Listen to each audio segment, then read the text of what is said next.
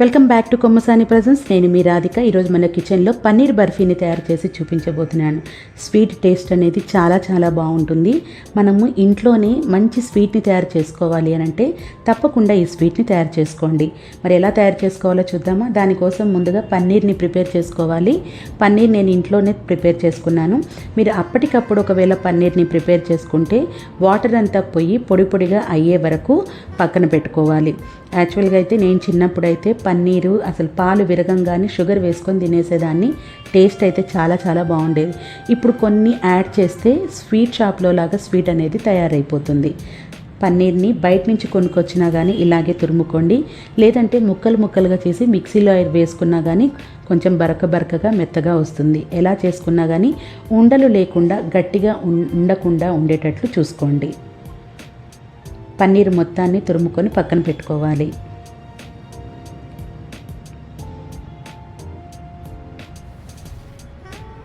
ఇలా తురిమినటువంటి పన్నీర్ని పక్కన పెట్టుకున్న తర్వాత చిన్న మిక్సీ జార్ తీసుకొని దానిలో ఒక గుప్పెడు జీడిపప్పు పలుకులు, ఒక గుప్పెడు బాదం పలుకులు వేసుకొని మెత్తగా పౌడర్ లాగా చేసుకొని పక్కన పెట్టుకోవాలి.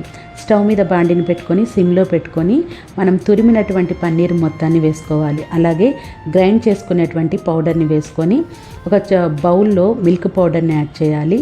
అలాగే ఒక కప్పున్నర పంచదారని యాడ్ చేయాలి. ఒకవేళ పంచదార తక్కువ తినే వాళ్ళైతే ఒక బౌల్ సరిపోతుంది.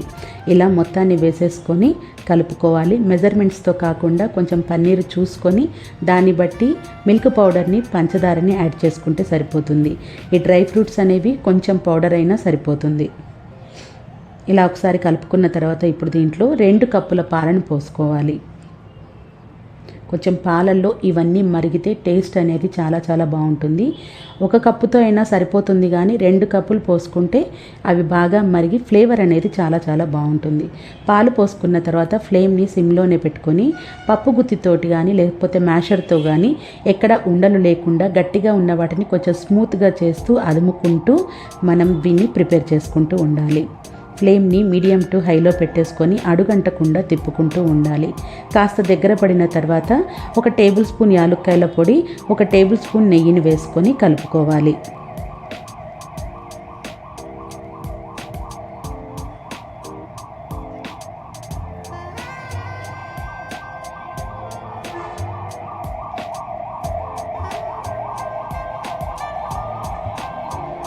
ఇది దగ్గర పడుతున్నప్పుడు ఫ్లేమ్ని సిమ్లోనే పెట్టుకోవాలి. ఉడుకుతున్నప్పుడు పైకి చిందుతూ ఉంటుంది కాబట్టి జాగ్రత్తగా ఫ్లేమ్ని సిమ్లో పెట్టుకొని కలుపుకుంటూ ఉండాలి.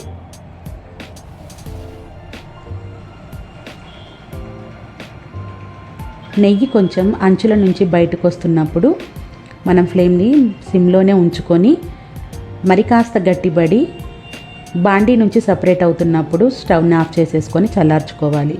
ఇప్పుడు ఒక గిన్నెలో బటర్ పేపర్ని అమర్చుకోవాలి, లేదంటే ఒక ప్లేట్కి నెయ్యిని రాసైనా సరే పక్కన పెట్టుకోవచ్చు.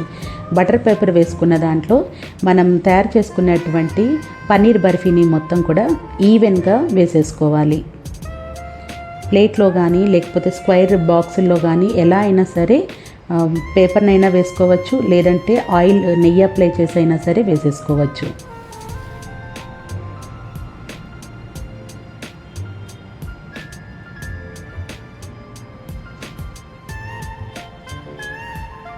వేసుకున్న బర్ఫీని మొత్తం ఈవెన్గా స్ప్రెడ్ చేసుకోవాలి. ఇది మొత్తం స్ప్రెడ్ చేసుకున్న తర్వాత ఒక 3 to 4 అవర్స్ మనం పక్కన పెట్టుకోవాల్సి వస్తుంది. కాబట్టి మొత్తం ఈవెన్గా స్ప్రెడ్ చేసి కాస్తంత బాదం పౌడరు, పిస్తా పౌడర్ని చల్లుకోవాలి. ఒక్కసారి గ్రైండర్లో వేస్తే, ఒకసారి జార్లో వేస్తే కొంచెం పొడి పొడిగా అవుతుంది. అలా వేసుకున్న దాన్ని మొత్తం వేసుకున్న తర్వాత వీటిని కూడా మళ్ళీ అదుముకోవాలి.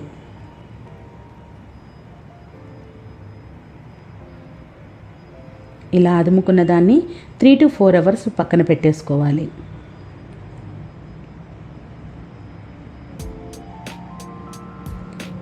ఒక 4 అవర్స్ తర్వాత వీటిని బటర్ పేపర్ నుంచి వేరు చేసేసేయాలి.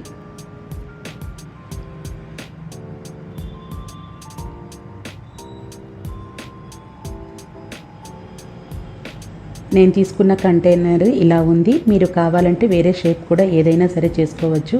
ఏవి లేవు అన్నప్పుడు ప్లేట్కి నెయ్యిని అప్లై చేసి నెయ్యి మీద కూడా స్ప్రెడ్ చేసుకోవచ్చు. ఇప్పుడు ఇలా ఉన్న షేప్ని పొడవుగా ముక్కలుగా కట్ చేసుకోవాలి. ఇది పూర్తిగా గట్టిపడదు, మెత్తగానే ఉంటుంది. కాకపోతే పీస్గా మనం పక్కన పెట్టుకోవచ్చు.